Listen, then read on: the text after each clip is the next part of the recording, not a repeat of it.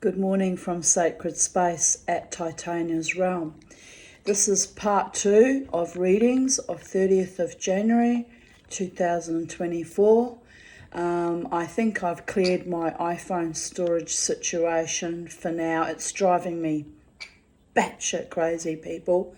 But I'm having to delete all my photos and videos, which I hope they're not permanently lost. Anyway, most of the videos get put up on YouTube, so they're there until the next time YouTube threatens to shut down my channel, but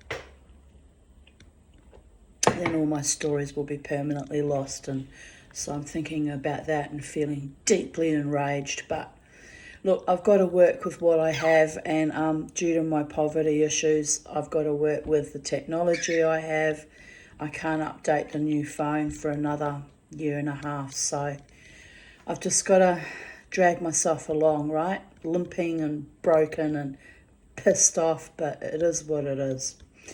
But I am intrepid, so here we are again with part 2 of the 30th of January 2024. And we were reading from last year, 2023. And look, it's really only a paragraph, so I'll start from scratch on that one to bring us up to speed, right? Because there's nothing worse than being fragmented and disjointed and discombobulated and in a state of fucking confusion. And because of my ineptitude or other people's ineptitude or technology ineptitudes. So on we go, soldiering on. Here we are again, 30th of January 2023. 11:11 p.m, time to rest. My shoulder where the skin cancer was excised hurts. I'm getting my hair done tomorrow. Message from the angels. Keep smiling, stay pretty, hold the line, dance. Take time to heal all wounds. Allow. Allow what? You'll see.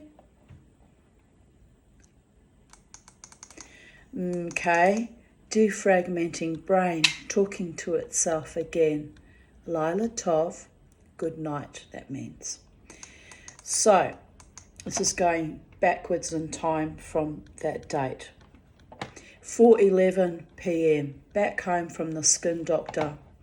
He was sweet and kind, but my body went into full-blown trauma activation.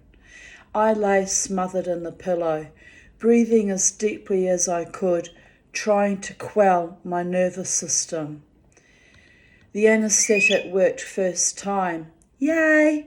But I could feel the sensation of him poking around, cutting and stitching, and the sound reverberated in my ears, amplified almost into hysteria.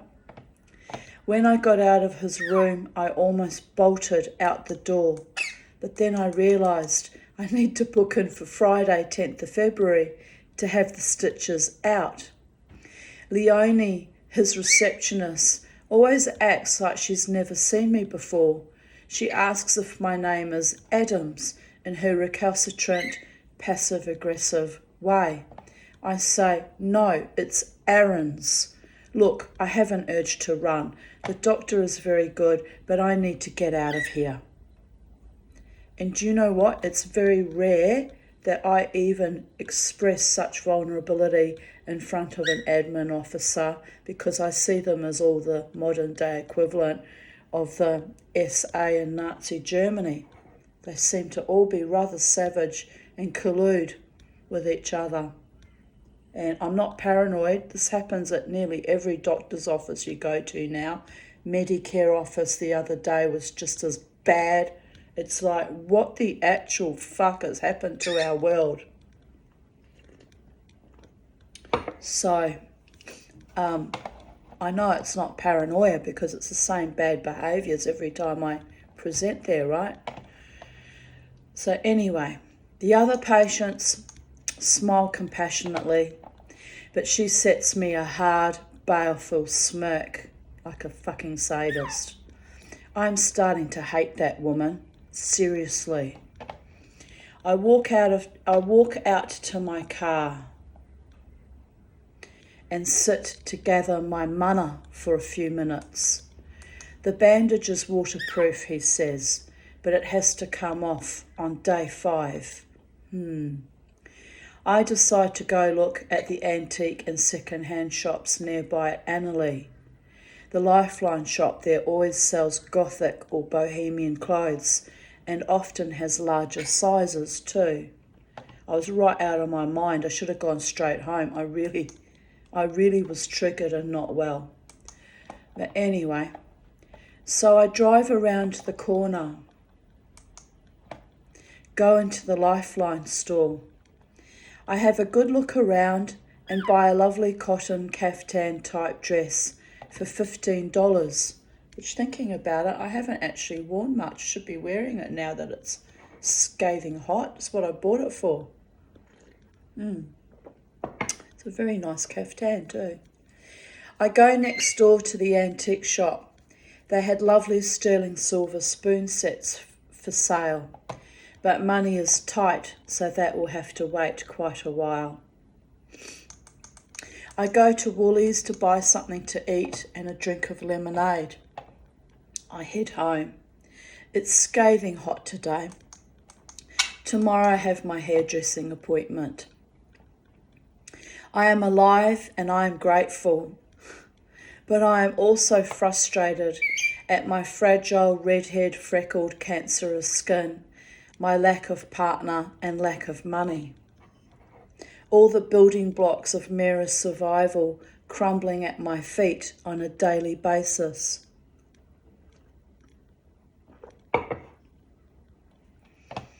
I start to panic, then remind myself that I have existed alone for just on 28 years now, 29 now, and that I am powerful, beautiful, stoic, determined, and I can do anything.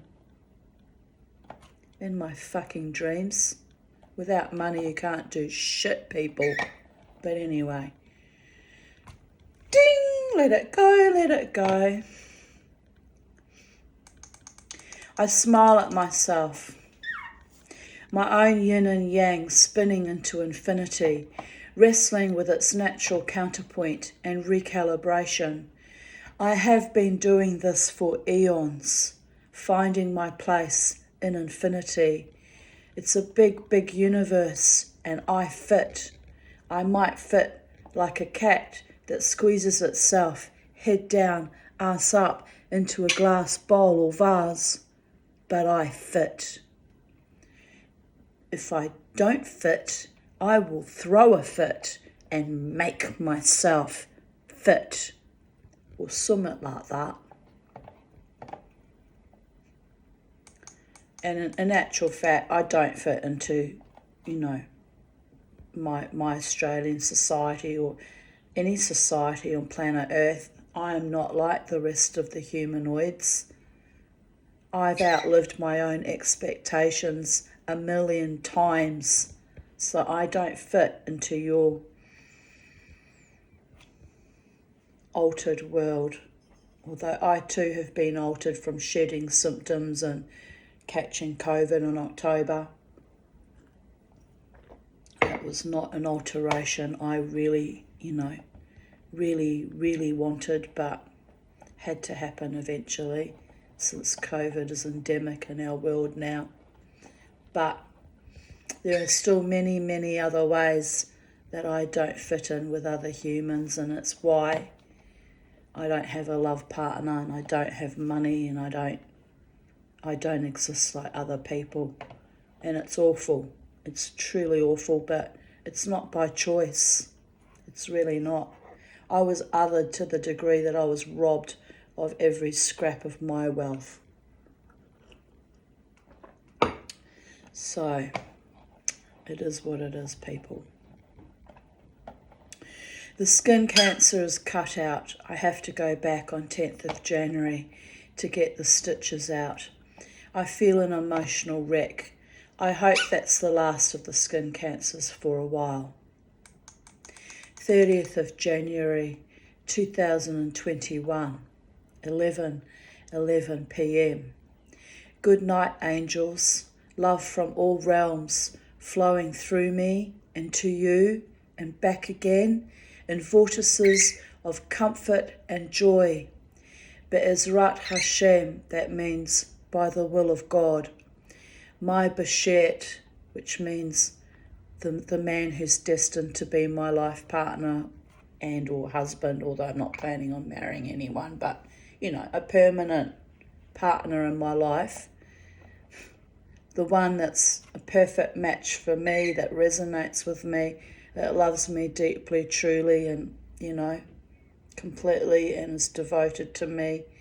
Not in a subservient or submissive kind of way, that's gross, but my equal, my king to my queen, who treats me like a queen and doesn't expect me to be submissive either, because equally gross, a decent, honouring, loving man. And my Auntie Silver once quipped that I should explore lesbianism and find a woman partner, and I'm not really a lesbian, or I would have done it by now, but maybe my Bashet isn't even a human man. Maybe it's something else that I haven't even thought about. Okay, that's getting weird, people. I'm manifesting a human man, but, someone a bit gorgeous and a bit sexy, but kind and loving, and who loves me and has my back and my front and sides and wants to spend the rest of our lives together in a loving union, right? A loving union or a loving communion. You get my vibe. That's what a Bashet is anyway. The one who's destined to be with you, your partner. So, my Bashet shall find me, if not in this life, then in the world to come. See, did I say? May not be a human man, may be a spirit in the next dimension. Wow, that's a weird thought, but I guess I've become realistic that I haven't found true love in 59 years. I'm not likely to. So, anyway. 12:23 a.m. So tired yesterday and tonight. I slept until 1 p.m, then had another nap around 6 p.m, then cooked dinner at 8 p.m, then spent the evening looking at YouTube videos on how to make jewellery out of old silverware, my next project. I had a nice calm day today, actually felt my energy expand and felt the metamorphosis. Lots of deep inner soul growth. The tail end of my breakdown that began a few weeks ago, exacerbated by that inappropriate skin doctor, and then freshened by the foul, crass band at the casino. Yuck. So that was 2021. So I rested today and did not go out dancing. I will go next week if I feel better, as it takes confidence to try out new clubs, and I will need to try out several until I find a safe place for me where women are treated with more respect. But my heart was not in beginning that journey tonight. I will focus on finishing off my 3 decoupage cases, painting my little bookshelves, and the new silverware jewellery making idea.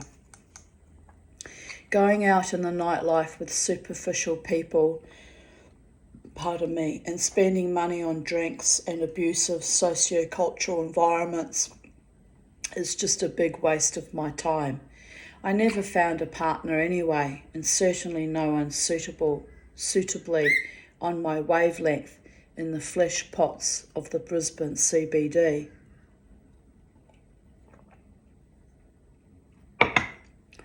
The valley won't be any better as I used to frequent the Elephant and the Sabotage nightclub.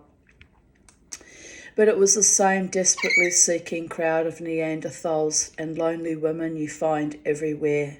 So, Mama T is well aware that she does not belong in this paradigm. My psychiatrist is right. I am Boadicea, or perhaps have a great deal of her energy, if not an actual reincarnation of her. A warrior goddess with my own axe to grind, no loving partner and no tribe. So what else is new? I am so accustomed to being othered since early childhood. Only my true friends comprehend or tolerate me. C'est la vie. I'm having an awesome existence in spite of all the crass bullies and butchers and psychic vampires from the past. The users, losers, abusers that all wanted to ride this Mustang Quay. That means Mustang woman, which is a nickname conferred onto me by a Meduan of the Ojibwa tribe. Probably a bit tongue-in-cheek, if the truth be known, knowing what I know about men, but I'm owning that. I am a Mustang. I push and push and push myself through every obstacle, and I keep galloping. Just keep going. Well, I masterfully shucked them off or dodged the usual narcissists and their floozies. I can smell that stink of betrayal and fake love anywhere. I had to hone my intuition in recent months, as one of them still has a powerful psychic bond to me, but I am slowly releasing even that one. He should have been, could have been, the love of my life, except for his epic time-wasting nastiness. So yes, the Tanya is busy with new projects and new manifestations of love and light. All good things coming to me in perfect timing and perfect alignment with the grace of the gods. I am grateful for the few that do love me and treat me with honour. It means everything to me. Coming from my previous existence, surrounded by a multitude of enemies, I have peace now, a long-awaited, much-desired peace. Here I write, thus began my silversmithing journey. First attempt at working on my $1 fork. One time snapped off as it did not bend too well. It was silver plated, and a lot of people in the flatware industry work with silver plate, but I don't like it. It breaks too easily. It's got pot metal underneath, so it's not even real silver, it's plated. It looks nice if you make something out of it. It still looks as nice, and you can polish it up, the silver plating. But I now only buy, and it costs me a lot more money, people, but I now only buy antique sterling silver flatware for making jewellery with, because I did not want to get left with a whole pile of worthless junk if I got ill and vulnerable or died, that my kids inherit stuff that is of no real intrinsic value, that they would just have to chuck on the tip. Whereas at least sterling silver, if I die and I've built up enough stock of sterling silver jewellery that hasn't sold, which is the case at this present moment in time. I haven't got a lot built up because I don't have much money, but by the time I die, if I live another 20 years, there would be quite a bit in stock in my little dragon hoard, right? Hopefully it starts selling though. And so I wanted to make sure that anything, my kids inherit from me, and really fuck them, they're estranged to me now, both of them. So fuck them. They don't need my scraps or my bit of inheritance anyway. They're both wealthy women in their own right now, earning good money and thriving, doing better than me. But, you know, here's my maternal logic, right? I think like my father-in-law, I think way into the future. I thought, well, if they inherit things, I want them to inherit things they can actually use or are of intrinsic actual value, so they can either sell it or, being sterling silver, melt it down into silver ingots and still have something to show for all the stuff that I will have accumulated over time. Well, the people in my flatware group who have entire warehouses full of silver-plated cutlery got so angry when I said I only want to work with sterling silver because it will hold its value. They kicked me out of the group, right? That's how stupid they are. But that's okay. They bullied and harassed me out of that group. It was the bling group. And it was awful how I was treated. And I'm thinking, you're idiots, because I actually, by announcing that, was telling you, start moving your stock into sterling silver where you actually leave something behind for your kids that's of real value. Anyway, they didn't like hearing the truth, and too bloody bad. Ultimately, when I can afford it, I'll be working with gold too, when I can afford gold. That's a long way into the future though. But I put tiny little gold balls that I harvested from my defunct computer hard drives as little nostrils on my snake. So it's cute, people. I'm trying to remember, do snakes even have nostrils? Well, my one does, so it's part dragon. Anyway, make the best of whatever it is you have. So at that time, all I had was plated silver forks. I made things out of silver plate. And when I decided I didn't like it, that I wasn't proud of it, I moved on to sterling silver. Upgrade your life, people. You don't have to wallow in poverty consciousness unless you actually are impoverished like me. But even then, I buy the occasional piece when I can afford it, make something out of it, gift it or keep it for myself. I don't want to work with things that I don't have any actual pride in and see no value in. It's partly why I got so fucking upset yesterday when the cage for the rock crystal eye kept popping off, because I want to take pride in my work and know that it's, halfway through a project when something keeps failing is very fucking frustrating, by the way. But anyway, the happy thought is now I have remade the snake, because when I initially made it, I made the tongue from a silver-plated fork, so it was silver plate. And every time I'd look at it, I'd think, oh, well, it looks nice, but it's not silver. Whereas the rest of the bracelet was sterling silver, right? So I used to think, oh, well, one day I'll buy a sterling silver fork and I'll remake the tongue. And then I lost the tongue at Kilcoy, so that became the day, right? The day arose that I had to remake it. But I'm still kind of not 100% happy with it, because I liked the longer tongue hanging down the side of my wrist. So honestly, if I buy a proper dinner fork in sterling silver, I may remake the tongue again. But I just may do with what I had for now, because I'd already bought that little dessert fork, and it looks okay. It looks lovely, but I like the longer sort of dripping down look. So I very well will remake it yet again.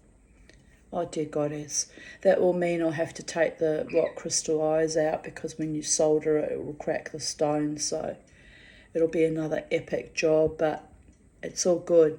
It's all good, people. I'm improving in my skills, so every time I pull it apart and reconstruct it, I'm getting better and better and better. And I may even I've got to buy a sterling silver serving spoon, which was what I used to make the snake head. I may even buy another one or two when I have the funds, and make a few more bracelets like that for actual sale. But I don't know if it will sell. But I'm so in love with this bracelet that I was determined to remake it and get it how I want it, right? So, determination, people. it's it's it's becoming almost obsessional how determined I get on finishing a project. And I realised that with the decoupage, it used to drive me nuts too. Oh dear goddess.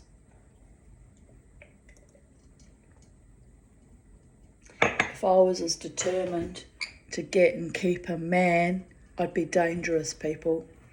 But I've been heartbroken to the gravel pits of grief and horror by men so many times in my life that I don't fight to keep them. If they throw wobblies and throw tantrums and sulk and carry on like petulant little boys, I'm just like, yeah, bye, bye-bye, off you go, become someone else's burden. I don't need that shit in my life. I've had to fight through life on my own for nearly 30 years. I don't need any dead shits. I really don't. So sometimes I wonder, did I let go too easily? Did I give up too easily? Well, maybe not. A man who loves you doesn't play sick, warped, polyamorous, fucked up games like Dave did, and or the last fellow I met on the internet, crybabying his way at every turn. It's like, gets COVID and that was an excuse to drop me. No, what the real reason was is he's impoverished like me and can't really take on a partner. So he was just wanting the quick fuck, right? Lying to me. Oh, I want a deep connection and a loving friendship. So he wanted friends with benefits, by the way. He wanted to use and exploit and abuse, like most parasitical men. So,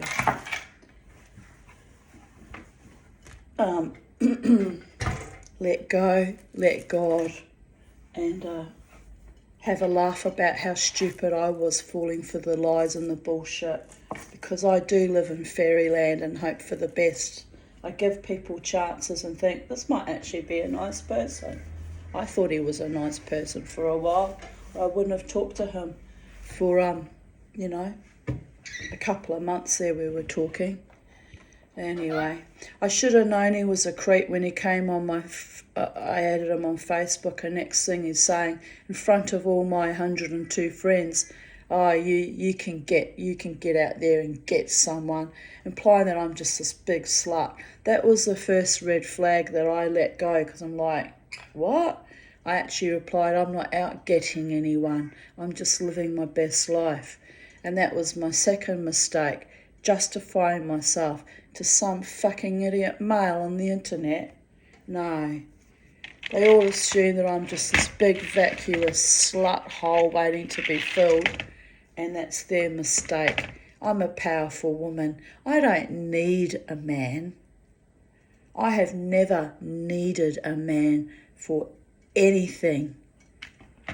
If you're in my life, it's because I genuinely like you and enjoy your company and want to be, want you in my life.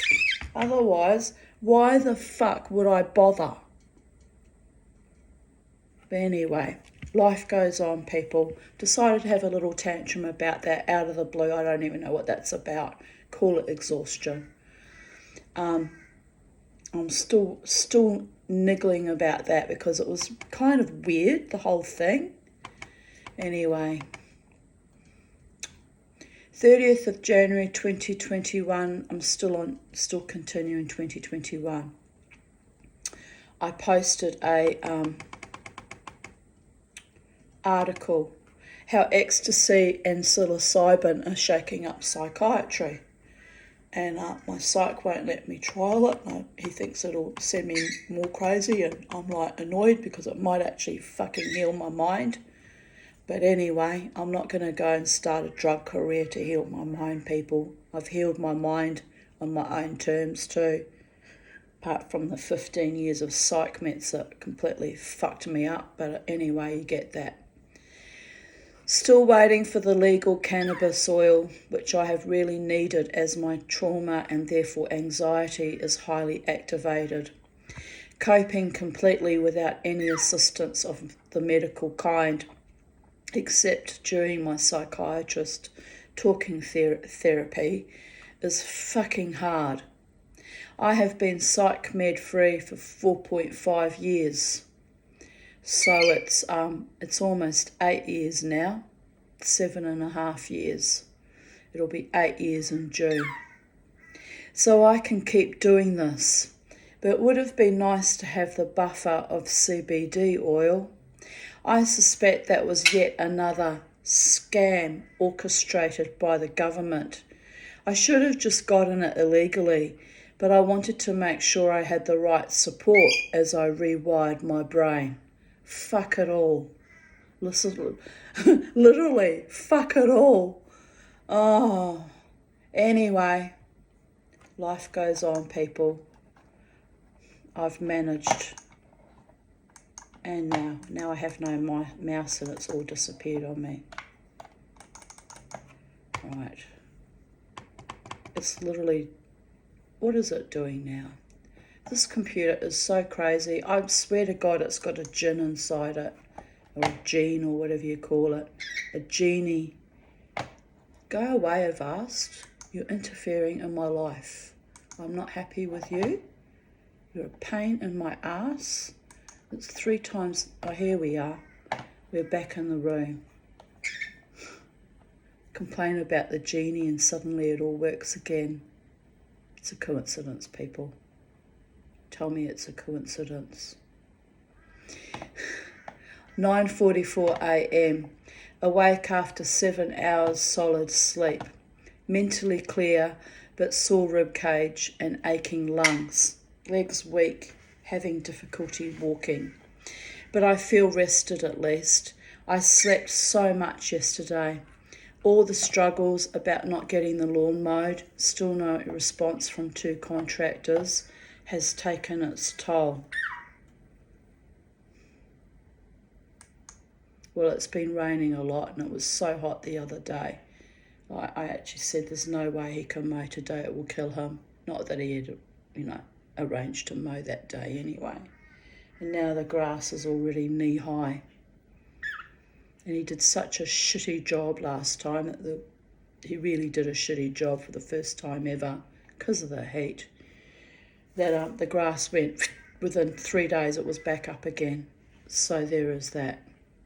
I'm fighting the grass on Mother Nature. So I need to harmonise. All is well. My grass is mowed in a timely manner. Everything is perfect in my world. I am healthy. I am wealthy. I am truly greatly loved, respected, treated with kindness, honour, generosity, peace, great affection, passion and romance from my truly loving partner who is manifesting in 3D reality in the eternal now. Do you love how I work it, babies? Well, I try.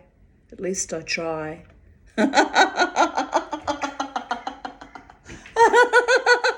You have to laugh.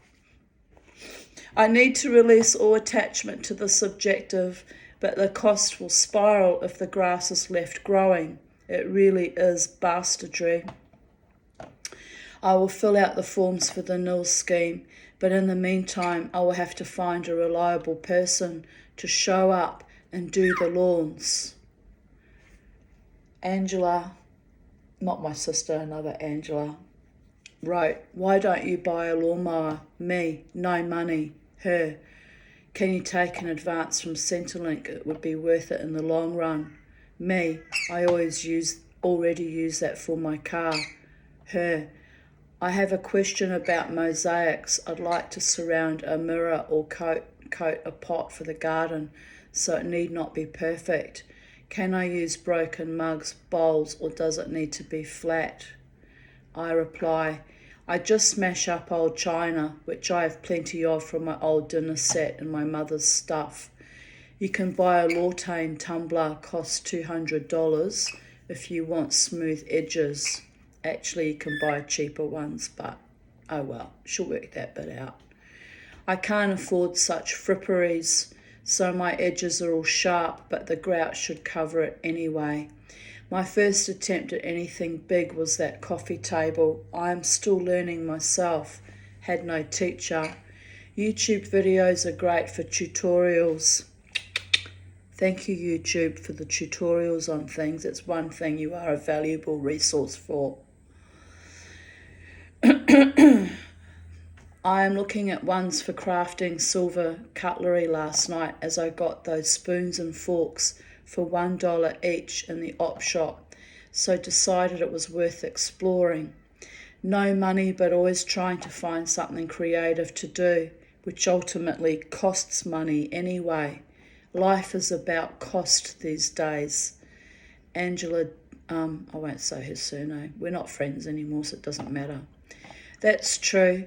I count every dollar and I'm always looking at saving money where I can. I guess we're pretty lucky in the scheme of things. Me. I hired a lawnmower and it broke down after doing one small strip of lawn. Had to return it to the hire company. They were really good and refunded my money. I have found someone on Airtasker willing to do it, but there were also rude men on there. I feel just mentally drained from it. Hopefully the person on Airtasker will show up. $90. He seemed genuine and willing to do the job. I am on the brink of tears as it's been such a nightmare getting help with the lawns. I tried to do the lawn myself, but the mower broke down immediately and it was so heavy I really struggled to get it in and out of my car. I was lathered in sweat from trying to start it. Then it broke down. I broke down. It's all too hard for me. So, when I say I don't need a man, there are times I do need a man who does a proper job of the lawn mowing. That's what I need a man for.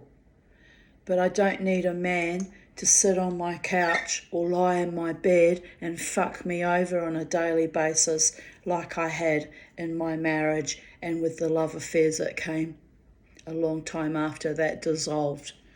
No, I don't need that. Then I tried Airtasker, and one smartass demanded I post photos of my lawn, which I struggled with to get them to post. Then after managing that, eventually this dickhead replies, "Are they recent photos?" as he does not like being lied to.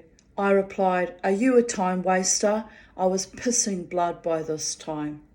Other people saw my reply, and a few suddenly were offering to do the job, but one guy wanted $150 and another $120. They really do take the piss of a woman on her own, especially when they can see you're struggling and they know you're on a disability pension. They really kick you right in the fucking face, the dirty fucking animals.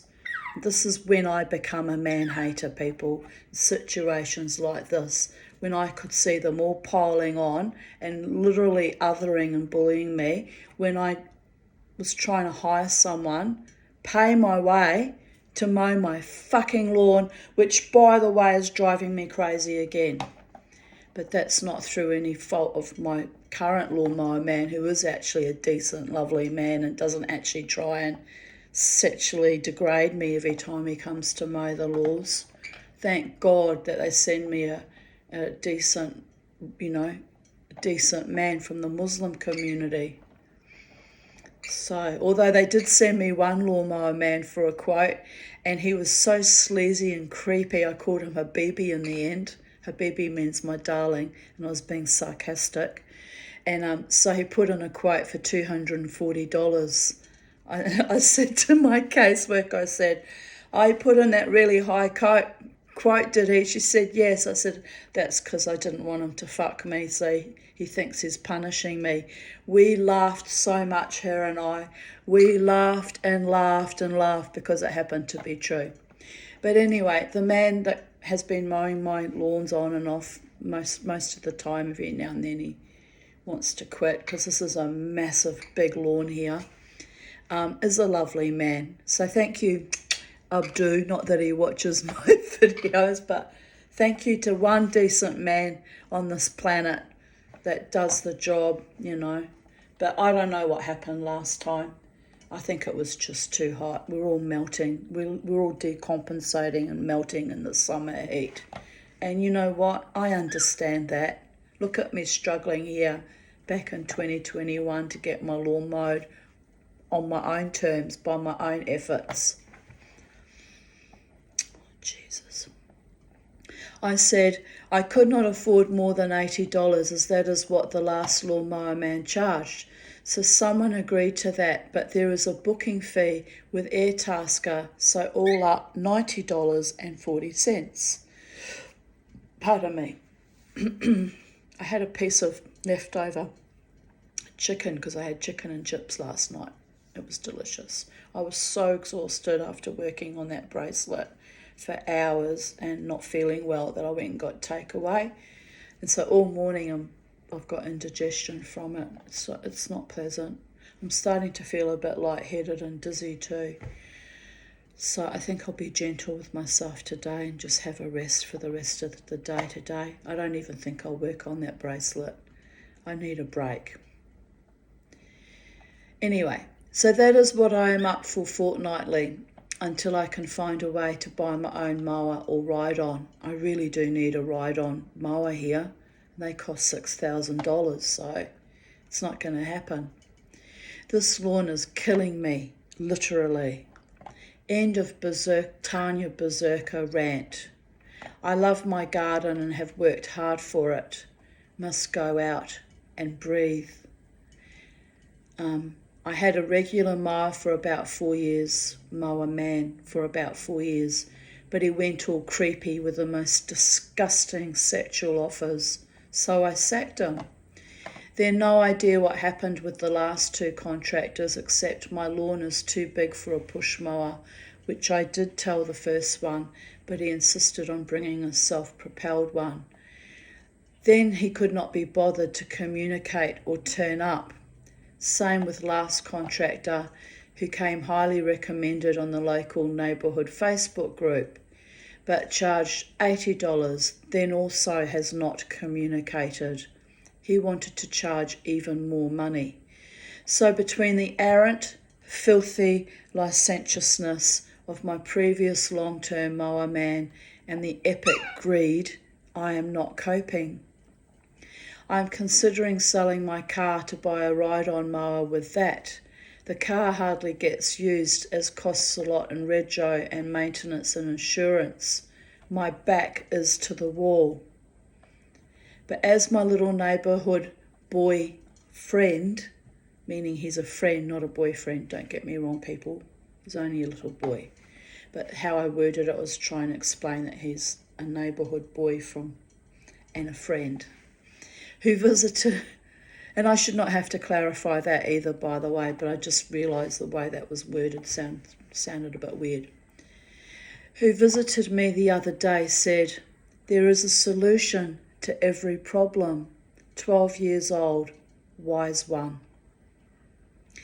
I will get through this. It's all sorted for now. Lawns will be mowed on Monday Arvo.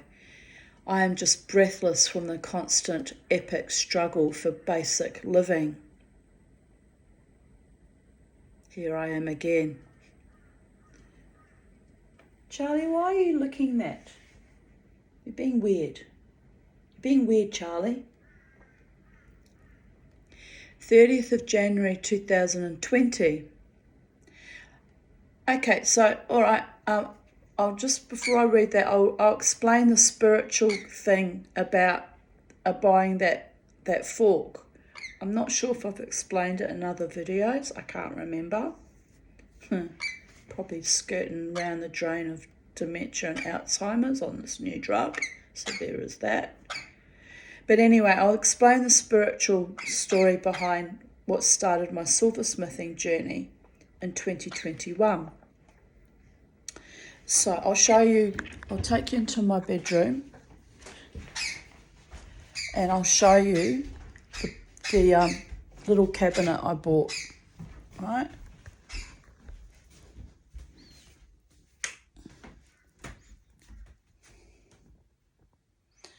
So I bought this wooden apothecary cabinet, and yes, I glued all the little crystals on the buttons because I had them, and why not bling up my life? Anyway, it's one I wanted to buy many years ago when I left my husband, and when I left my husband, I was immediately sent into abject poverty, forced onto Centrelink, with a single mother's pension, just cleaning up poop on my chair, and divested of my family home, my marital home, and had to fight for a property settlement. I got very, very little money. So I was sent into very little, like $5,000 in my little car. So all up, I got the equivalent of $8,000. So it was awful, really awful. I was screwed over. I was systemically abused. I won't go into all the minutiae of that right now. But anyway, I was sent into dire poverty. And I was still in denial about my level of poverty, right? Because it was a bit of a shock to the system.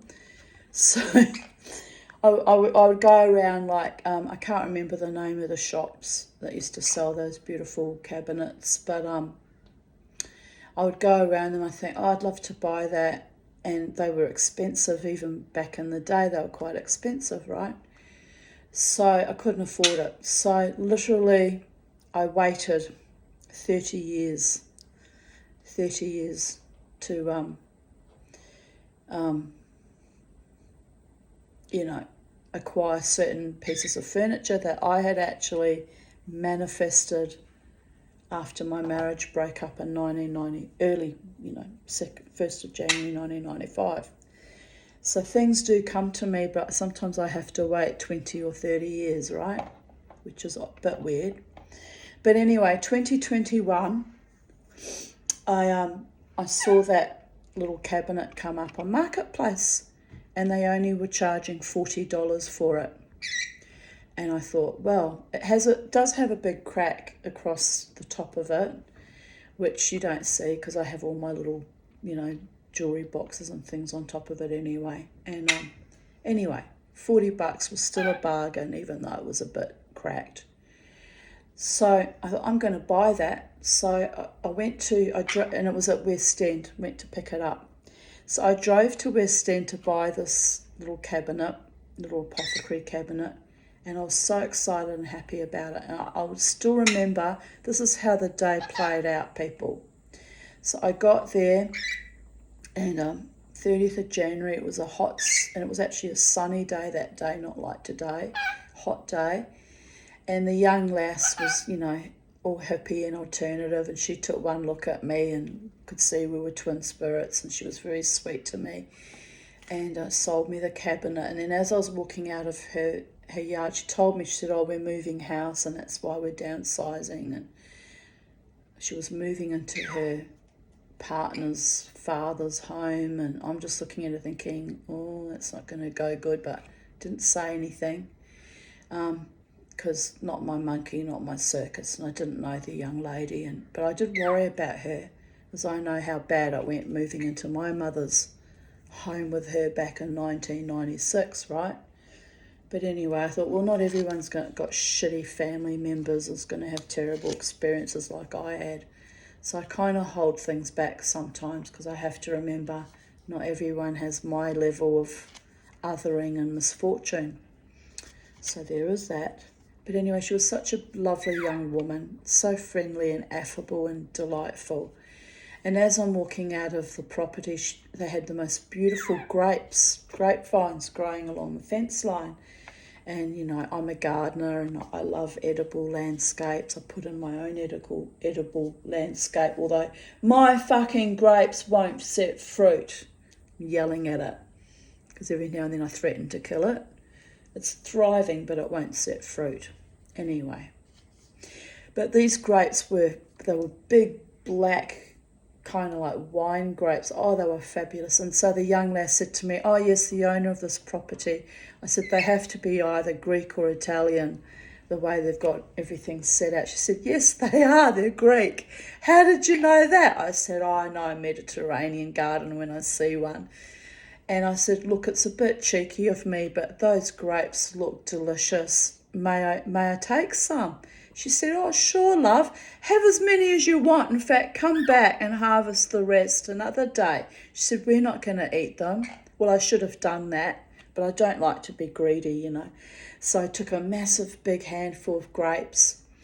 Anyway, I left and thanked her and left. And I'm driving towards home, eating these grapes and thinking, oh, what a gorgeous day and what a gorgeous young lady, and really happy about my cabinet.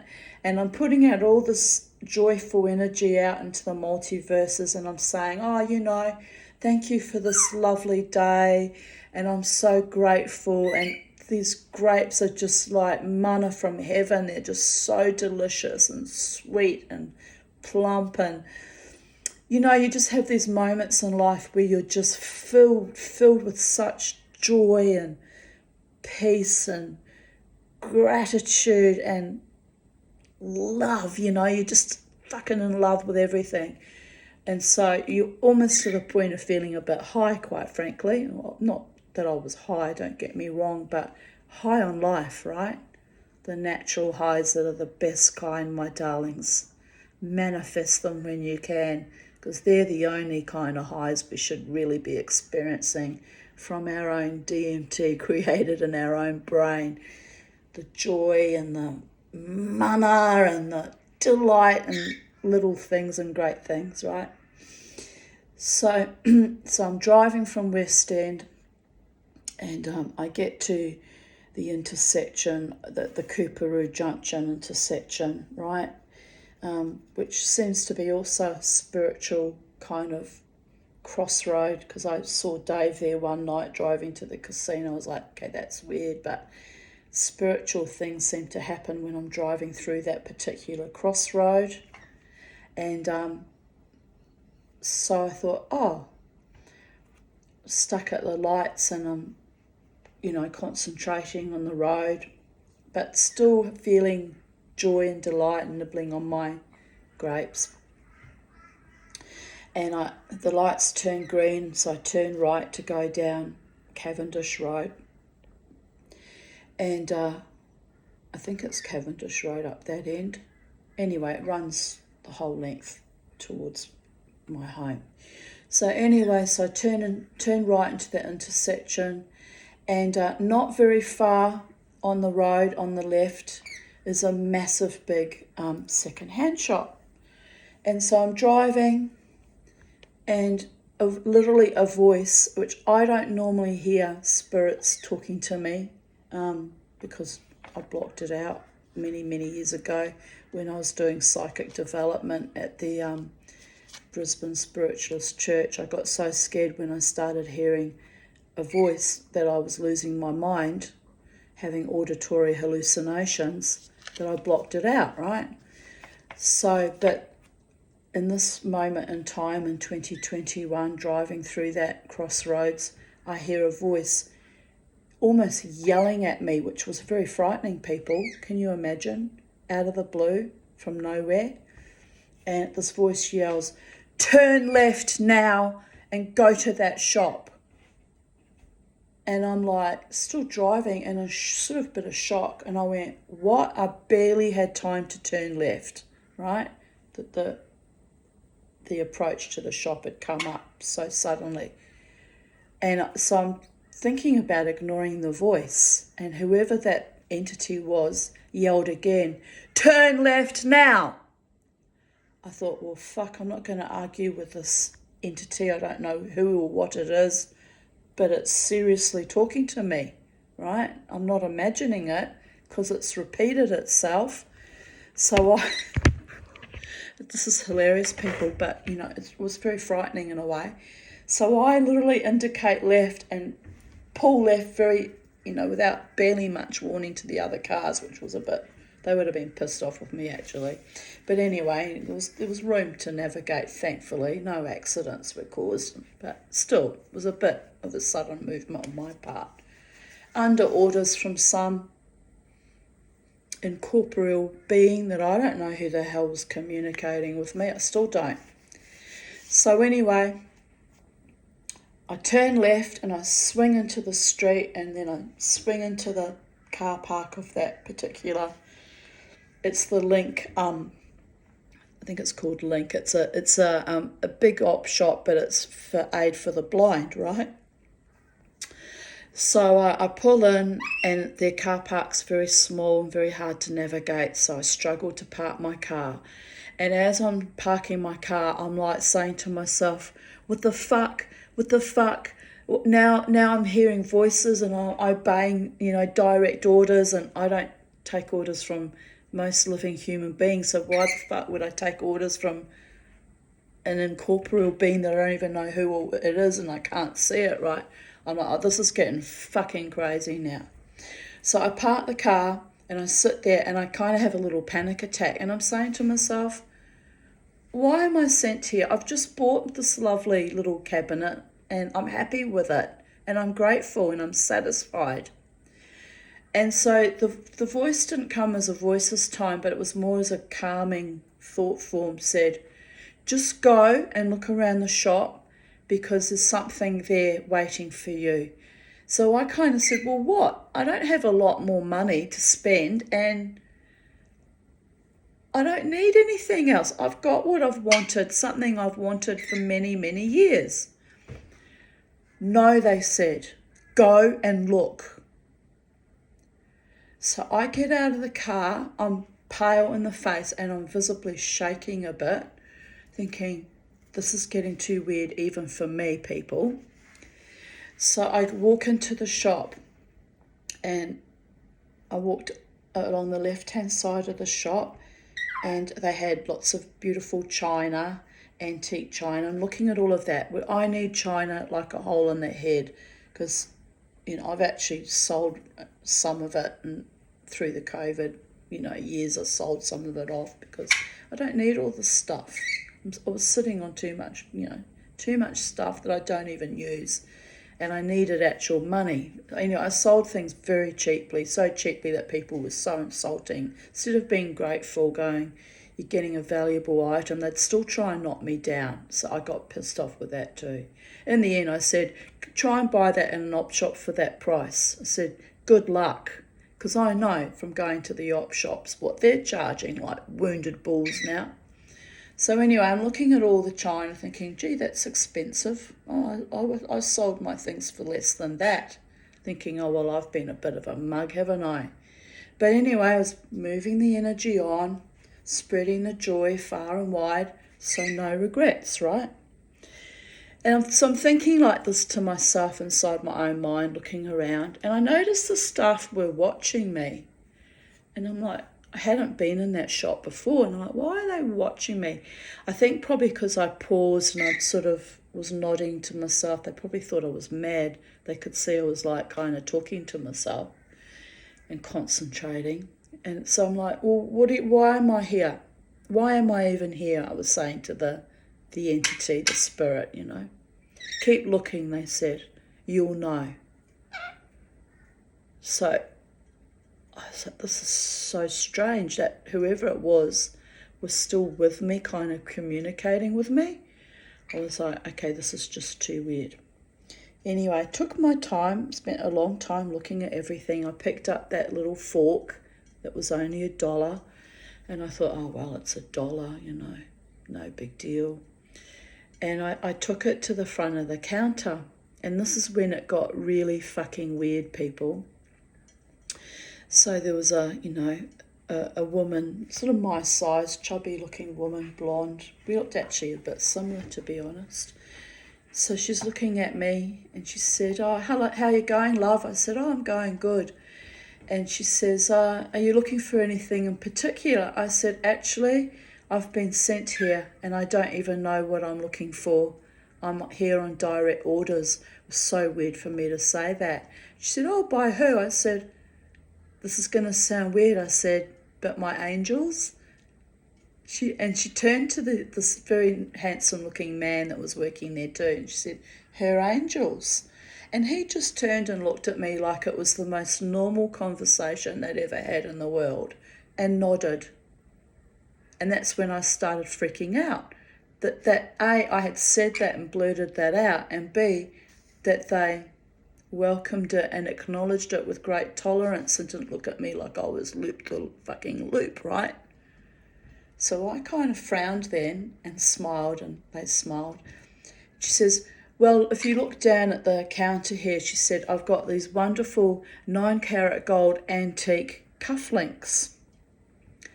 And I said to her, she said, "They're a bargain, they're $65. And she pointed at me, "And you're going to buy them."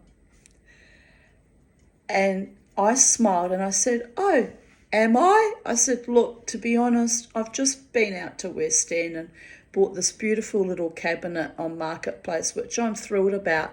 I don't really have a great deal of money left to spend." And I said, "And I don't need cufflinks. I don't wear shirts that require cufflinks." And I said, "So I need them like a hole in the head, love." So she turns to the manager and he looks back at her and they both nod and smile. She said, "You're going to buy them anyway." I said, "Again, but what for?" She said, "You'll figure out what to do with them." She said, "They're real gold." She said, "They're worth way more than that." She said, "If you sold them, bought them here and went out to a gold dealer," she said, "you'd double your money, love." She said, "Just buy them. They're a bargain." So I looked at her and I thought, she's completely right. 9 carat gold, right? And she said, "And you'll figure out what to do with them." Well, I didn't. I melted them down last year with my other scrap gold, and they're now a little rose gold blob of, I kind of carved it into a love heart shape, but it's probably going to get melted. Every time you melt gold down, though, you lose gold. When I melted down those little globules yesterday, I ended up with half the amount of gold, right? Because it just dissipates into the air. So that's upsetting. But anyway, so I'll probably hold on to that little piece that I made, with those cufflinks and my scrap earrings for emergencies, as I said in my video the other day. But anyway, she said, you'll figure out what to do with them. Looked at me meaningfully. And so she said, I had all my charm necklace with all my sterling silver charms on. She said, "Did you make that?" I said, "No, but I put it all together." She said, "That's very artistic. Do you make jewellery?" I said, "Well, I do kind of make jewellery, but, just costume jewellery and throw things together like I did with this." She said, "Oh, you need to get into flatware." I said, "What's flatware?" "Oh, no, that's right. That's how I came to buy the fork." So she shows me the fork. She said, "Oh, people make jewellery out of it." She said, "Go home and Google flatware, jewellery making." And she said, "Here's this fork. It's only $1. It's silver plated." She said, "Buy it, make something with it." She's a very bossy woman. So I'm looking at this and I said, "Oh, yeah, all right, it's only $1. Why not?" She said, "You think about those cufflinks, but I'm telling you, you should buy them." And the man, who turned out to be the manager at the time, said, "Yes, you buy them, Tanya." I'd introduced myself to them by this stage. And I said, very amused by all this I was. So anyway, then the young man looks at me, well, younger man, he was in his 40s, late 30s, early 40s. He says, "Do you make things out of beads?" I said, "Yes, I do actually." I said, "I have a big collection of beads from my mother's previous market stock." "Oh, you used to go to markets?" I said, "Well, with my mother I did, and many, many years ago I had a market stall." And so they said, come out the back. And they had boxes and boxes of the most lovely glass beads and all sorts of things that someone had donated. So I had a good old fossick through them and bought some beads, and I regret that I didn't buy more, but I didn't have much money left. Anyway, I came out and I bought those bloody 9-carat gold antique cufflinks. And they were thrilled and happy, and they said, we're really glad you bought those, Tanya. I said, okay, love, So I literally got home, drove home with the cufflinks and the beads and my little cabinet, and sat there and looked at everything and went, what the fuck? What the fuck have I just done? I think it was nearly $100 in the second-hand store, right? So I spent a lot more than I anticipated. And money is always very tight. And I thought, what the fuck are you doing now, Tanya? Driving yourself into more poverty, buying things you don't really need. What are you doing with yourself? I thought to myself. But whoever the spirit was still kind of with me, which is unusual because I don't normally hang around that long. And they kind of said, no, that's why we wanted you to go to the store. We wanted you to buy the gold cufflinks. So then I realised whoever that entity was working on the staff to make sure that I bought them too. And I was like, okay, but why? And they went, because it's gold and you'll be able to do something with it one day. Okay, I said, if you want to sell it, you can. They're worth more, but hold on to it. So I've held on to them, but they're transmuted into a little glob of gold now. So that's the story, how I got started in the silversmithing. So I think, it must have been later on that day that I got the fork out, and I only had a butane gas torch, which was actually not quite hot enough, but I managed to bend the tines and make that little octopus. And that was my first piece I made from flatware, from, cutlery. And that got me started on my silversmithing journey. So that's really what the spirit was at me about in my ear. Turn left here. You're going to buy this. You're going to buy the gold. You're going to get started, because I had literally, that morning put out a prayer that I need to thrive and prosper and find a way to survive this COVID regime, which, I'm still not thriving. I'm still not prospering, but I'm on my journey, right? Making jewellery and learning skills and getting frustrated when my little bracelet didn't turn out quite how I wanted it yesterday, and, working at it. It'll be day 3 that I'll be working on it today, if I do it later, if I'm not too tired. And intrepidly persevering with my self-expression, my creativity, with my YouTube videos, by the way.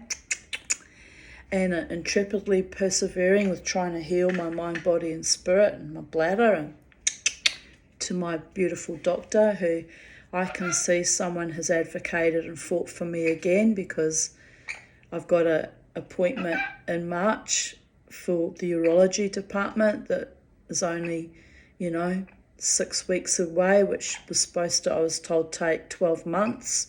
So someone's fighting and advocating for me there, pulling strings. Or maybe I just got lucky.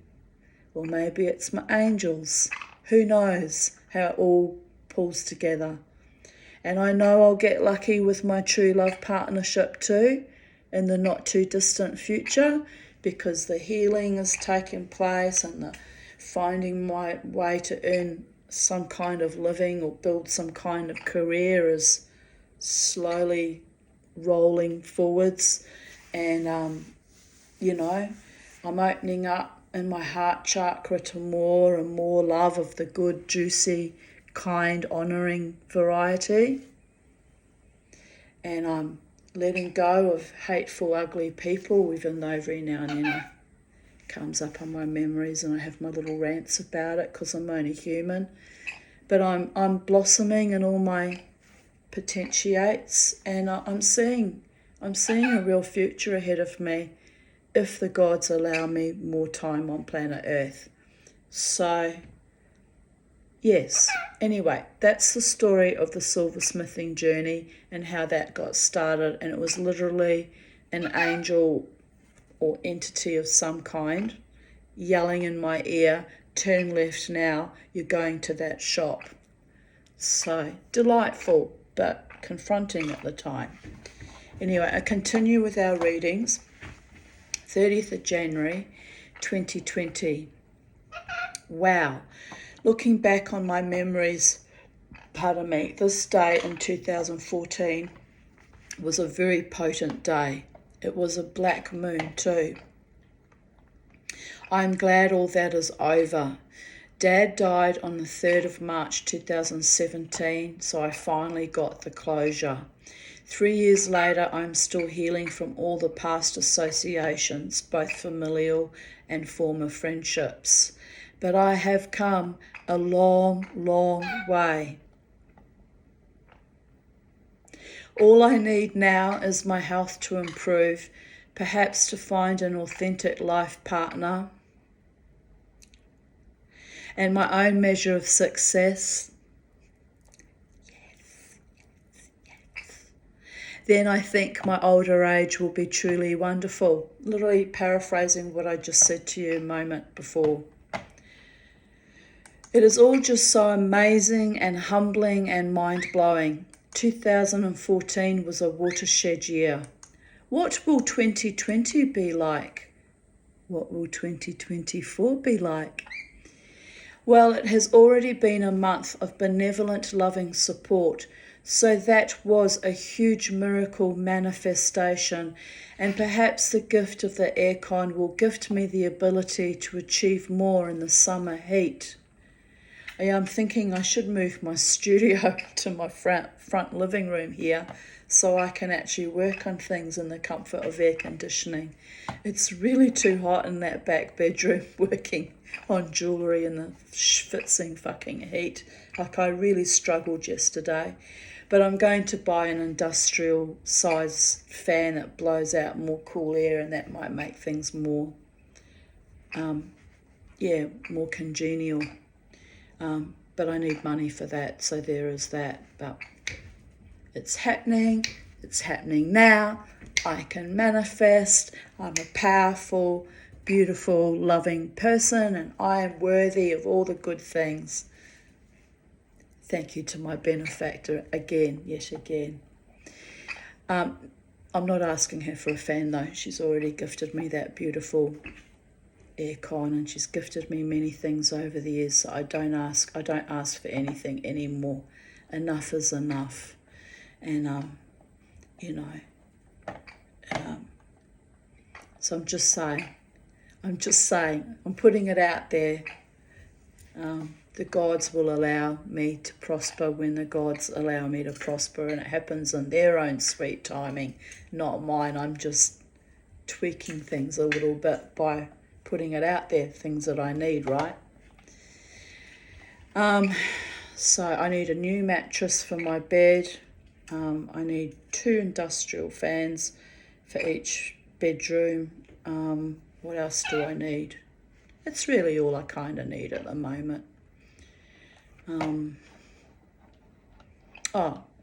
For the silversmithing, I need so much equipment, but I'm not worrying about that because they're expensive items and well out of my reach.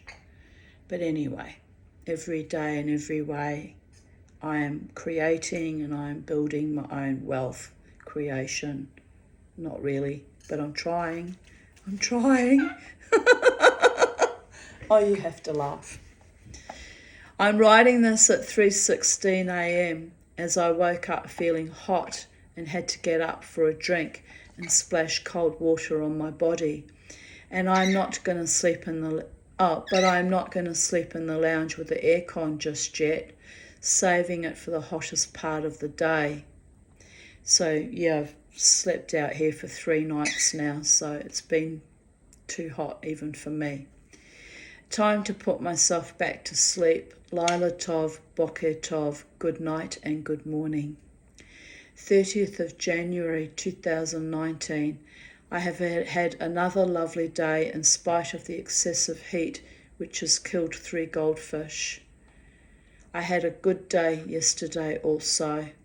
I'm relishing the good times which are so rare and precious to me, like life-affirming gifts from Great Spirit and the beautiful souls I still cherish in my life.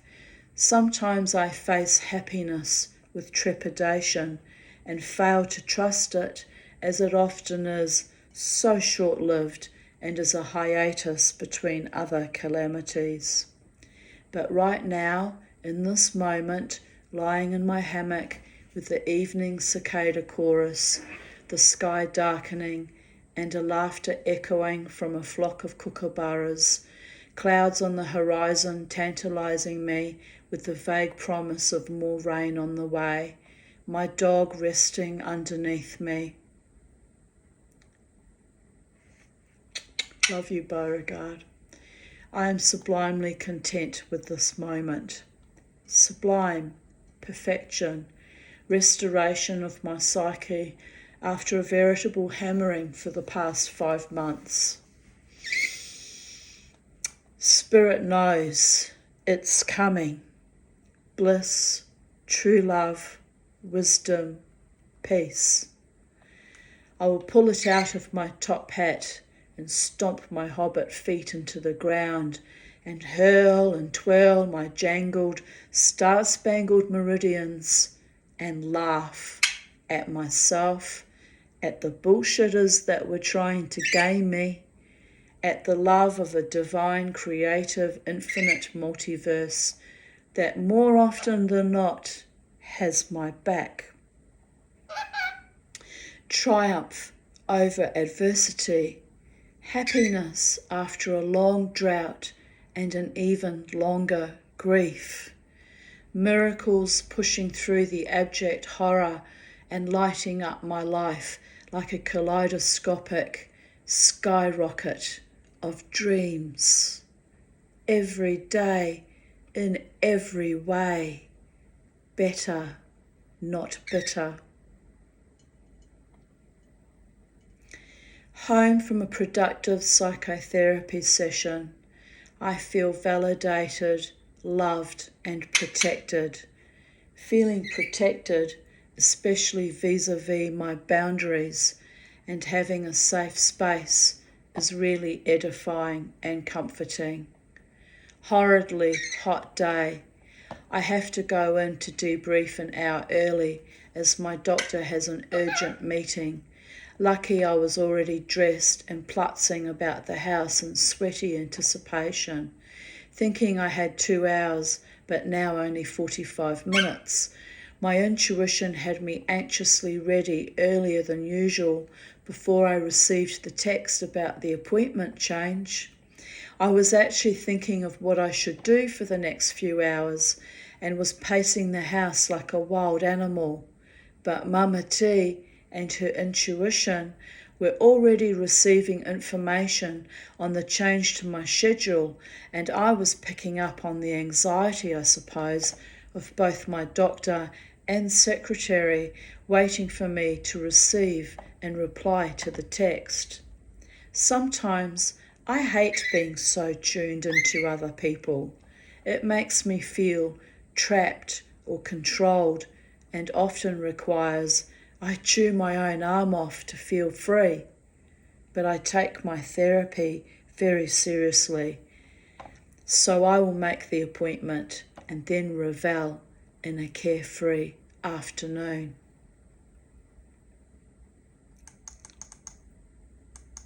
I'm very attuned with my psychiatrist, as equally as attuned to him as I used to be, or up until recent memories still am, with my former lover Dave. It's a bit bizarre, people. In Dave's case it really is bizarre, since we weren't that close and we didn't have a loving, intimate relationship for longer than a night here and a night there, spread out over 18 months, so it was odd that we had such a soul connection. But when I first met him that night at the Elephant, I took one look at him when he came up and said, "Oh, I like your outfit, you look lovely." There was an instant soul connection or recognition. So although it never manifested into a true love partnership, and there was a lot of sadism and cruelty and viciousness, I guess, on both parts, since I'd bite back. I won't let any man destroy me, people. But there was a lot of nastiness that went between, on both sides, I guess. There was such a powerful, magical, spiritual connection that 13th of December is still fucking popping up in my rear vision mirror right behind me in my vehicle. It's weird, people. But my spirit or my soul recognised him from the very beginning. So it was probably some past life connection where we'd murdered each other in another lifetime, or some ugliness that brought us together and created that bond. And hopefully it's over now. Hopefully. 4:39 a.m. Woken up by, and it's weird also that he appeared behind my car the day after the last feckless game player of the name Davidson ditched me the night before, right? So the confluence of spiritual energies that literally formed a little whirlpool of shit just within 24 hours flared up, and I was even calibrating that. I was like, okay, what the fuck? One man ditches me and then I'm haunted in physical form by an ex, and then 2 days after that, on the 15th, my beautiful friend tells me how much he loves me and values me, my friend in the band. So that was also sweet and romantic, and I was like, okay, 2 men have ditched me and 1 man stepped up to show me his true heartfelt intentions. And it was also a bit confusing calibrating from that, because he's actually married and reminds me constantly that he's married, but occasionally he's very romantic and sweet with me. And it's gorgeous because it inspires me that there's a man out there who deeply loves me and will choose to be my partner. So thank you, my beautiful soul, that inspired me that I am loved. I am loved, even though it's not going to be consummated. I am loved. 4:39 a.m. Did I read that already? No, I don't think I did. 4:39 a.m. Woken up by a mad Sophie cat throwing herself at the door, but then rain. Thank the gods, rain at last. Here I am, a bit sick of the rain now. We've had a lot of rain this summer. Meanwhile, Sophie ran back under the bed and I can't get her to throw her outside. Grr. 30th of January 2018. The moon is gorgeous tonight, big and brightly luminescent. It is full tomorrow night, but so beautiful already. I am in a lot of pain, but went out to hang up some washing. It almost made me forget my pain. I just want to dance under that moon and heal and reclaim my power. 10:39 a.m. Finally out of bed and dressed. Pain has not eased at all, but I managed to get a decent sleep.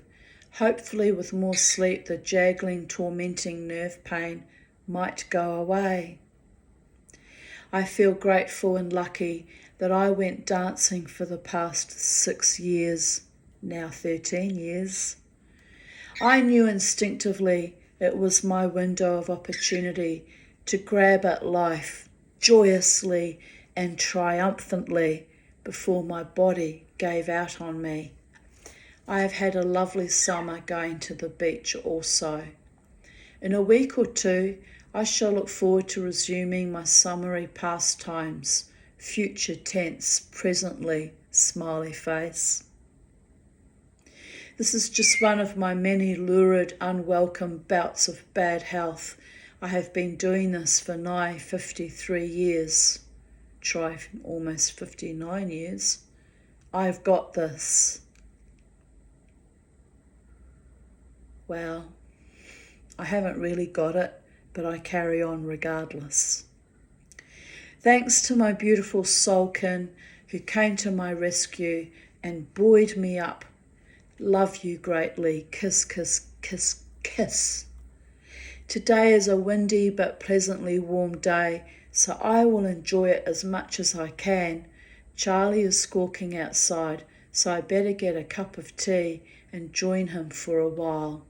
This was back when we thought you was a boy, Charlie.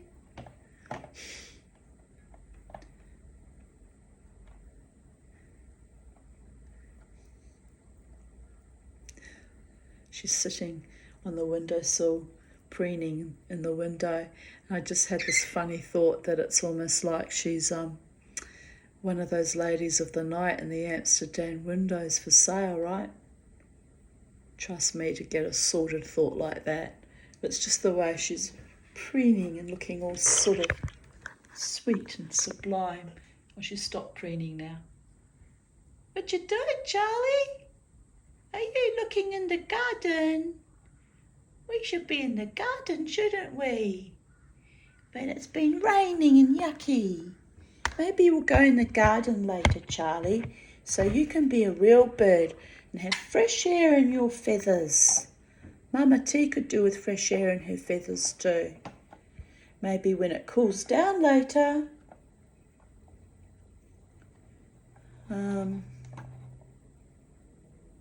Where are we? 30th of January 2017. So tonight I put Frida was my little white Chinese silky little hen, to bed in the metal coop as the bigger girls were pecking her, and I did not want her to sleep on the ground.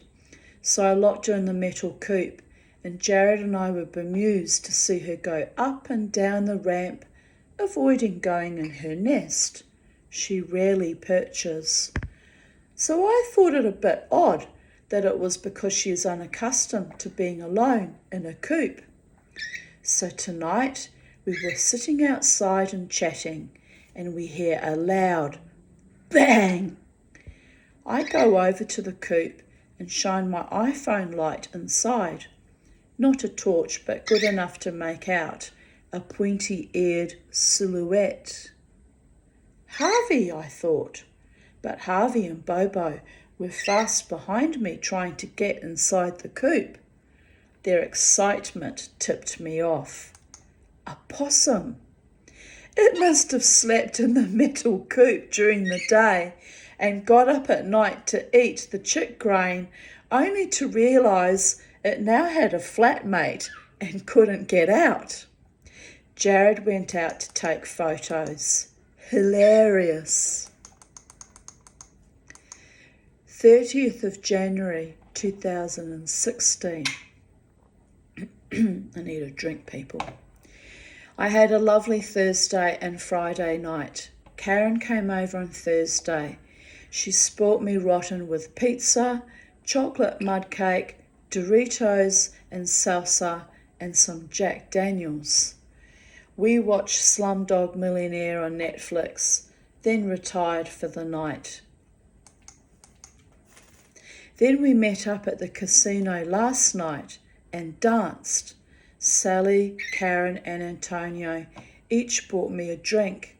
I got a little tipsy mixing Antonio's Corona with Jack Daniels. Dave came and stopped to have a chat. My night was complete. Then I hung out with Katrina and Bones for a while. Bones was another homeless person that used to wear a hat with little skulls and little bones around it. He's a very nice man. He was a bit in love with me too, but he was never creepy with me. Here I write, I dropped Bones home. He was the perfect gentleman. Then I headed home for my usual Epsom salt soak. My left knee hurt with arthritis. So although he was homeless or street person, at that point in time he actually did have accommodation. But they all used to run completely wild. They were rarely ever home, even if they were given a place to stay in. They would just be out roaming the streets wild and free, right? It's part of their mental health issues, and partly they panhandle too, and no judgment, you know. They're all poor and destitute and othered, and there but for the grace of God went I. I've always been protected with a roof over my head though, for which I'm grateful, because I don't think I would have survived if I'd had to live on the streets as a homeless person. Then I watched the 100 until 6 a.m, then slept until 6 p.m, really deeply. Bobo spent the day outside with the chickens. He has been such a good boy, although just now he is going for pussy pez out of the cat litter box. Ugh. We joked that it's called pussy pez because he'd wait for it to, be deposited fresh out of the pussycat's arsehole. Pussy pez, get it? No, never mind. Work with us, babies. Anyway, it was disgusting. And my little Pomeranian dog, Bella Rosa, she also used to like the pussy pez fresh off the vat out of the cat, right? My cats used to look at me like with absolute horror. The dog would be hounding it for their shit. It was just so weird. I don't know what that was about. 30th of January 2014, I posted this little cartoon strip because I just love it. It's just tickled my funny bone. Can you see it clearly?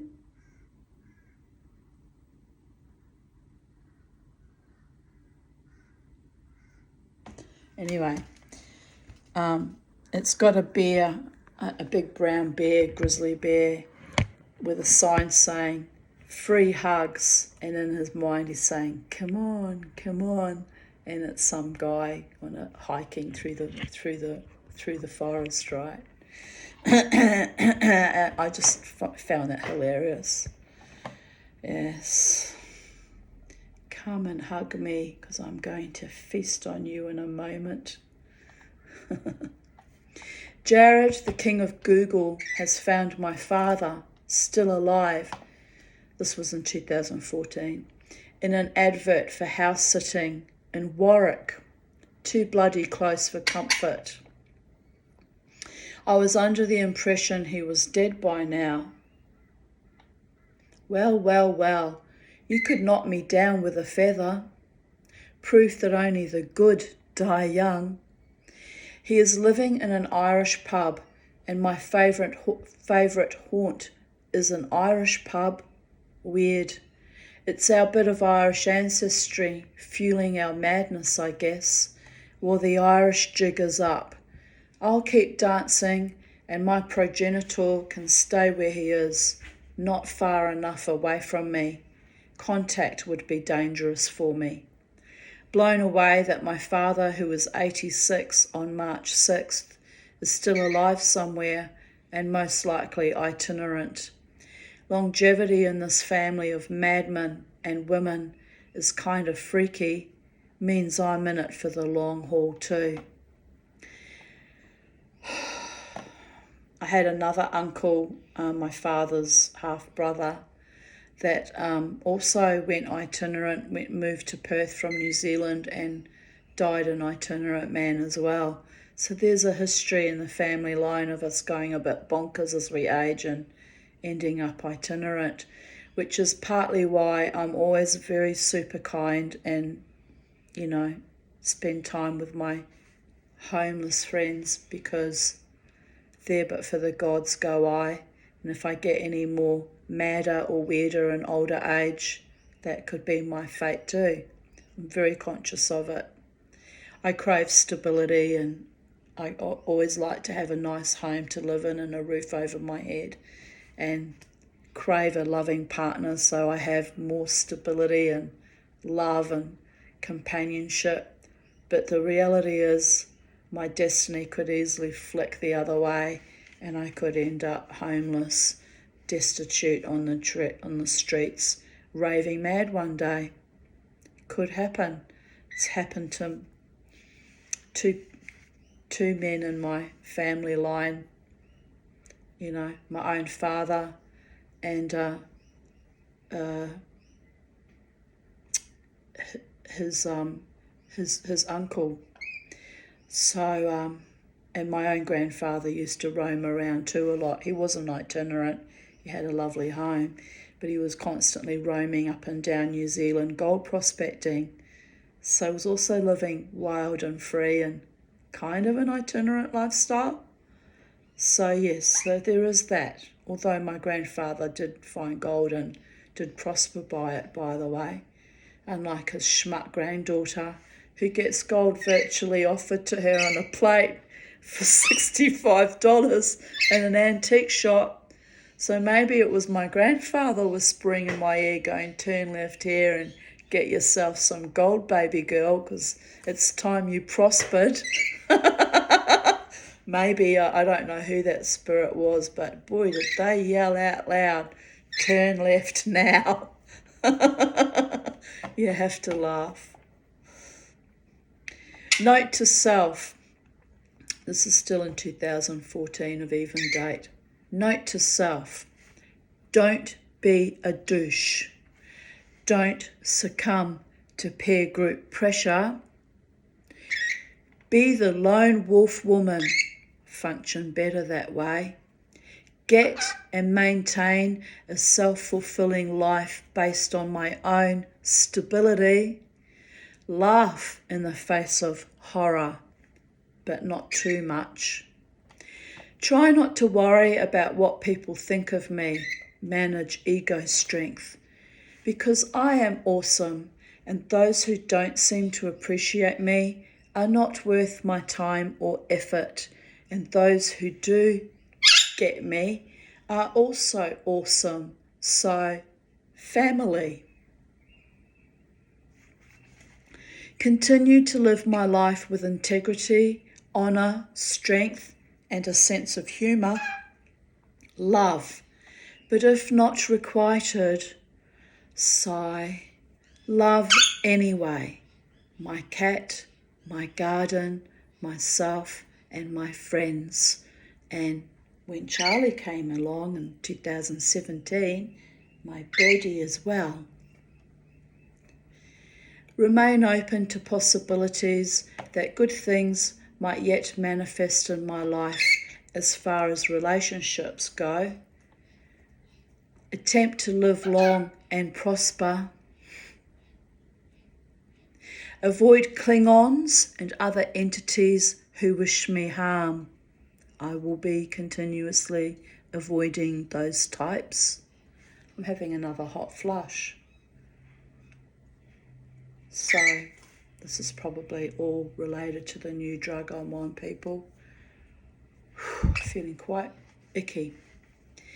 Make love, not war, but don't lie down and be a victim for any man, woman, or child or society that demands victimhood.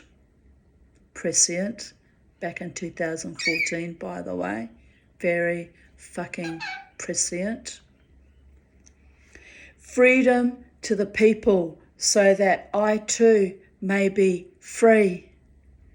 Inspire others to maintain their selfhood so they are also free. Oh, and when the howling comes and I finally, oh God, I hope so, meet another wolf, mate for life. In that respect, I'm talking about my wolfish, wild, free spirit that needs a good howling at times and is looking forward to a man who loves me as much as I love him. And I did meet a man back in the day that had a wolf tattoo. I thought he might be the one, but no. Very nice man though, had a lovely time together. We had a lovely night together, he was a lovely man. But yeah, another fly-by-nighter. So, not my wolf man. Never mind, darlings. At least I can say something nice about one of my casual lovers though. Most of them were just disappointing in more ways than one, darling. Distressed. Just had a call from WA Births, Deaths and Marriages Registrar. My father is not on their records as dead, which means he is either still alive, unimaginable but vaguely possible, and itinerant, or he has died in another state of Australia. They are refunding the $44 for the death certificate, which was nice of them. So no closure. I will have to write to Salvation Army or WA Health Department to find any information about him. I don't want contact, so it seems a pointless task. Why was I born to maniacs? Indeed, why? Why, oh why, oh why? And why did today of all days did I get hammered with news from two lunatics from my past? Earlier in the day. Sick to my stomach. Just had a phone call from an old enemy, former friend, Gila, who worked with her brother Terry to aid and abet Buck Shearer to rip me and my daughters off in my mother's estate. She had the nerve to say she was glad his daughters got all the money. Evil piece of shit. I hope she rots in fucking hell. I told her she had a chutzpah to call me after what her brother and herself, Buck and my mother, put me through. I ended the call. It is unimaginably bizarre that she should make contact now, after all these years, and act like they did nothing to me. Unimaginably bizarre. So, that was a very weird day, the 30th of January 2014, as I stated earlier, a black moon. It flushed out old enemies and my long estranged itinerant dad. At that time we'd been estranged for 4 years. Flushed them all out, all on the same day. Very weird. It's a very weird day. 30th of January 2013, Spirit just said in my ear, part of the healing, my dear, part of the healing. I guess it was, but it was just awful, being confronted with all that ugliness. But yes, part of the healing, my dear. 30th of January 2013. I felt weak and weary all day, but rejoiced to spend time with Lynn, Peter, and little Alia, who we had so much fun having a picnic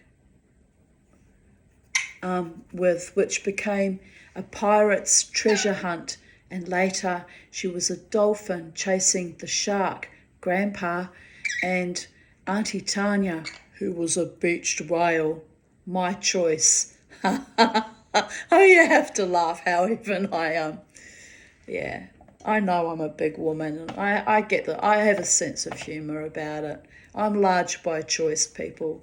I could be slim as that if I gave up chocolate and hot chips and starved myself, but I choose not to. There, it is what it is. Although I've cut back on the hot chips, but I had a delicious chicken and it's called a Paradise Pack, chicken and chips, and with a banana fritter and a pineapple fritter, and I even bought extra spring rolls last night because I just wanted to comfort feed after failing at that bracelet and working all day on it, and I was really feeling quite weak and wrung out. So I went to Metro Chicken down here at Holland Park, just off Logan Road. Highly recommend their food, and the woman that owns it is a Thai lady. And whenever she comes out to serve me, she just looks at me like we're sulking, like she recognises me. I've been a regular customer on and off through the years, but I don't go there that often. But whenever she sees me, she just looks at me with such love, like she's known me before. And we have chatted, but I'm talking about the soul recognition. And she's a lovely lady, very lovely lady, and hardworking, and her kids work with her in the shop. And I like going there. I like buying food from her, but I must admit I don't go there very often because I try to cut down on the fried junk food, right? But even when I ordered from her young daughter at the counter, I said, "I'm comfort feeding today." And the mum came out and had a look at me, and there's just this love that flows between us. Very sweet woman. So yes. Oh, my battery's running low. Oh, well, I'll have to plug it in, won't I?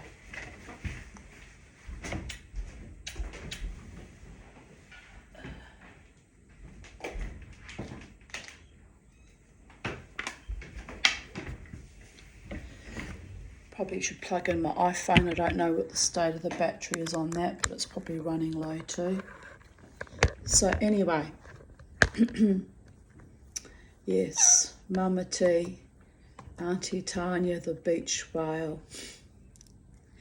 I was dangling my legs by the side of the pool, so a certain dolphinesque little mermaid got me quite wet, but we didn't care.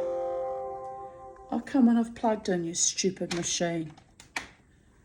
Have to do it twice. It's got so many quirks, this machine, it's unbelievable. Look, Dream Genie, get out of my laptop. You're interfering with my mojo. You're messing up my vibe, and I'm not playing your bullshit games right now. I said, you just did. You plugged me in twice, dumbass. Oh, I am playing your games. I'm trying to make this machine work for me, right?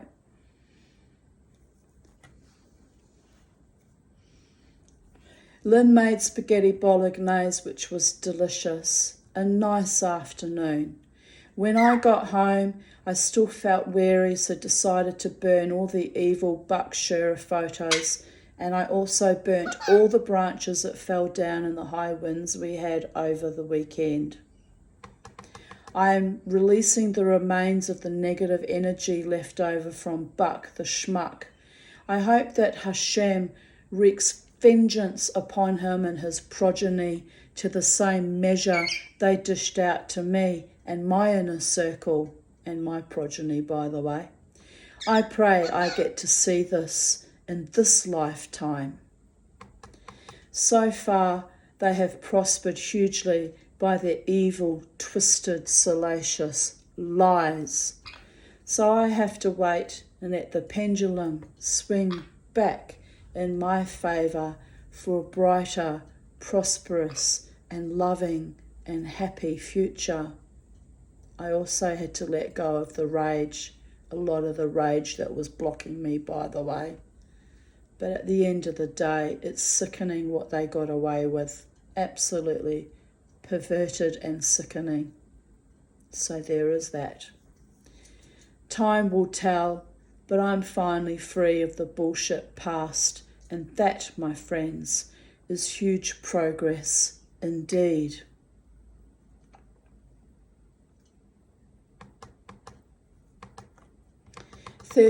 January 30th, 2011. Feeble old farts and franchises on foolishness. I had a rather pleasant day, which was rather spoiled by the apex of the vicissitudes of evil when some dreadful pompous bully attacked me in McDonald's for no genuine reason other than he could. He certainly got a tongue lashing, and I am still annoyed by it. He claimed to be a JP, as though this gives him some authority over me or right to intrude on my otherwise pleasant Sunday lunch. Well, the last JP I knew of personally made a huge disgrace by exposing her genitalia on national TV in August 2008. That was Gila, by the way, that I mentioned earlier.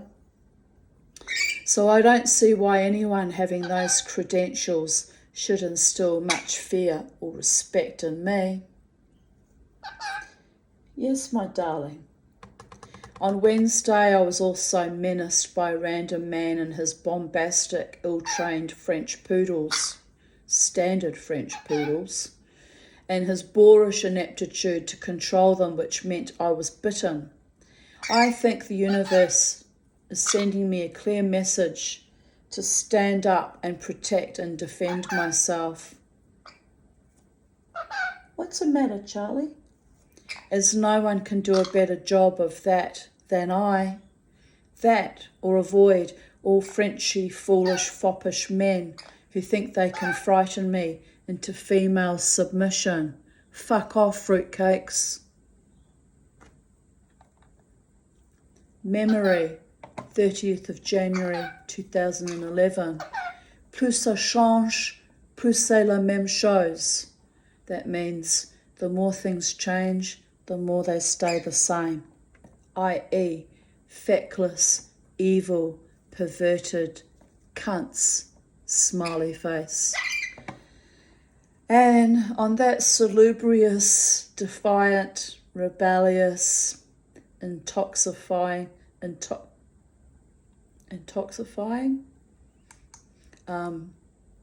vulgar, but saying it how it is, people, note, Mama T, the Tanya, the psychedelic dreamer, Miss Five, Dulcie, who could do with a beer right now, all of me integrated, my wolf spirit, my angels, my protectors, God's blessings upon you all integrated, all managed very carefully, joyfully, triumphantly.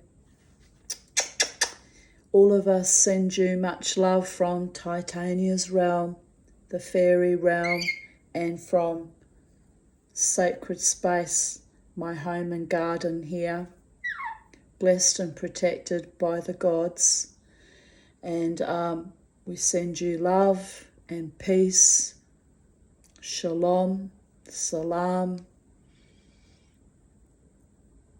Yes, peace, my darlings, and great joy and great success in all our undertakings, no matter how great and small. May we thrive, may we prosper, may we achieve great things.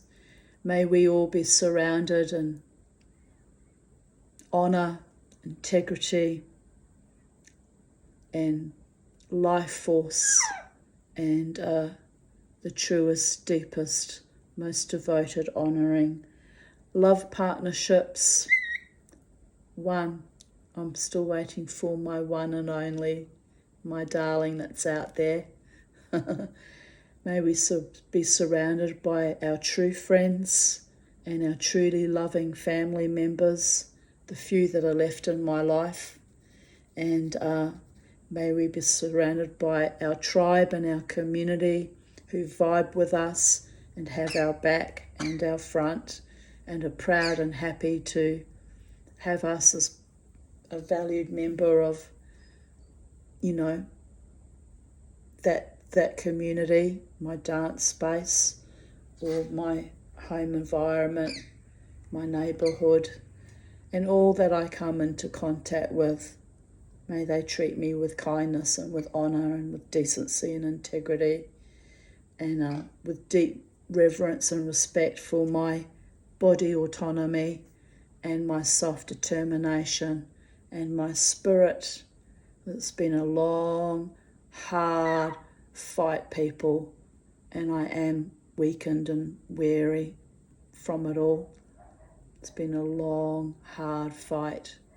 It's about to rain again, Charlie. I was going to take you in the garden. It's not going to happen, my love. I know, you is a good girl. So on that note, goodbye from Charlie. Goodbye from the sacred space. Have a beautiful day, night, afternoon, evening, wherever you are in the space-time continuum.